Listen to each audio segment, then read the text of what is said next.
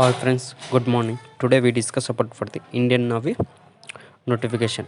We are update daily for the various job notification at 9 a.m.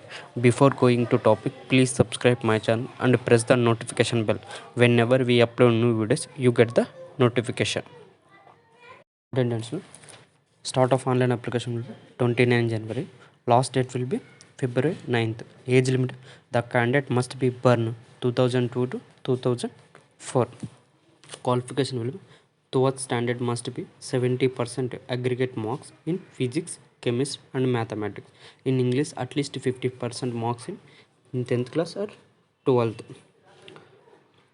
For applied for the JEE means 2020 exam for the All India ranks.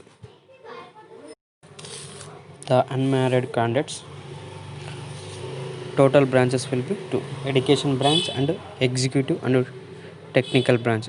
In total will be 26 posts. In education 5 posts is, in technical branch will be 21 posts.